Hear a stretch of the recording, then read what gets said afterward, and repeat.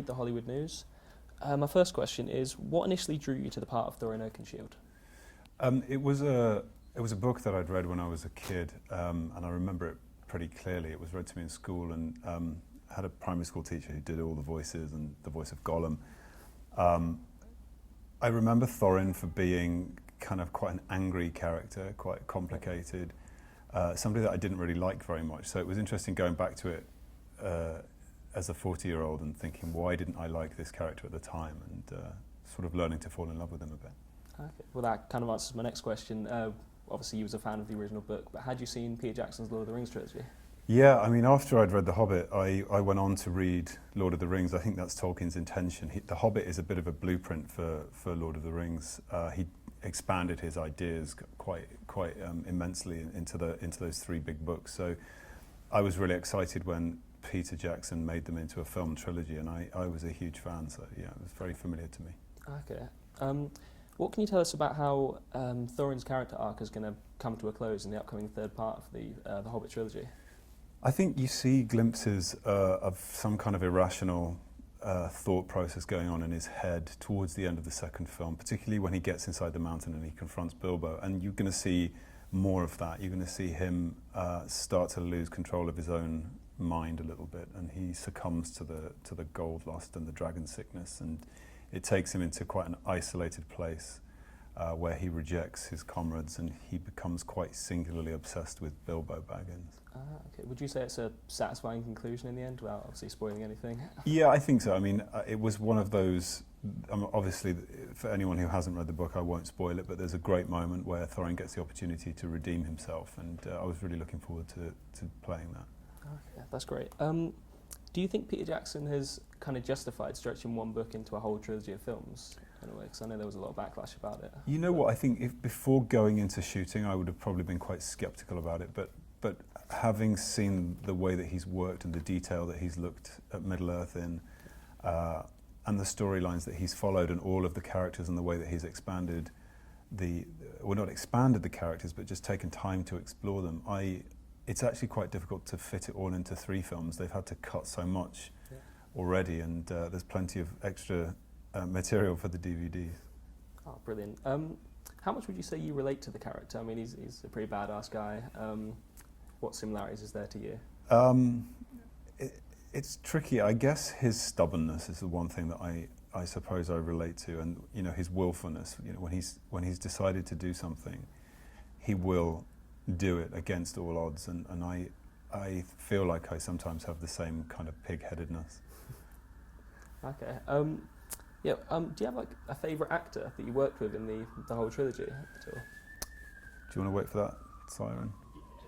Wait and then ask a question again.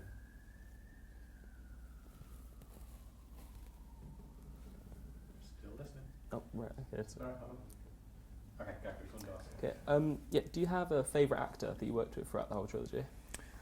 That would be really kind of indiscreet of me to favour anybody over another. I have to say, it was a privilege to work with, say, Ian McKellen. I suppose I spent a lot of time working with both Martin and Ian, and Ian is one of my kind of, screen heroes and stage heroes, so I think he had to be my favourite. Okay, cool. You actually had a small role in the first Captain America film. What's it like kind of seeing that whole world expand since you were a part of it, sort of thing? I haven't seen them. I don't think I've seen. No, I saw the one I was in. Yeah, I mean, it's a great character. I think what was interesting about the movie we did was seeing how he's a very ordinary guy that just emerges and doesn't really have superpowers. He just has a great, human body and very kind of humane skills. I really like that about the character. Yeah. Also, are there any superhero roles that you'd like to play in future films? I'd like to play something that's invisible. I think that would be pretty cool. I don't know whether there's a superhero that can kind of make himself invisible. That would be pretty cool. The Invisible Man. Could he Well, be yeah, a superhero? Yeah. There was actually rumours you were being considered for the part of Batman at some point in the next film. Is there any truth to that at all? Or? It was a rumour. It was a phone call that kind of came to me and then obviously went away. But it was nice to be in that mix for 48 hours. So is that something you'd have an interest in then, possibly? Yeah, I mean, I think any of those great classic superheroes are fascinating. Yeah, absolutely. I don't know, is there any other roles that you really, really want to do, like anything you'd particularly go for? You know what, I love working from literature, and at the moment I'm playing a role which is based on a real person, and he also wrote a book in which he's featured himself. So I'm sort of fulfilling two things in one go, and yeah, I'm looking forward to sort of seeing the final finished product. Oh wow, that's great.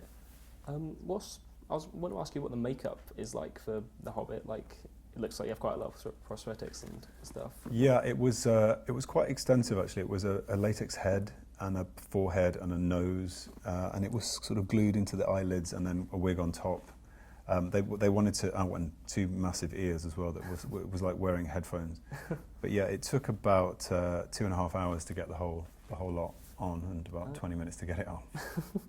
Oh, that's right. Is it quite heavy then, I'm guessing? The costumes were heavy, yeah. There were a lot of authentic kind of fabrics and materials. They made lightweight versions of the costume for certain shots, but you know, they were kind of, they call them hero pieces when it's like the close up, and so you wear like real chainmail, which is incredibly heavy. So, Yeah. yeah. Okay, well, that's great. Cool. Very nice to meet you. Yeah, been a pleasure. Thank Thanks. you.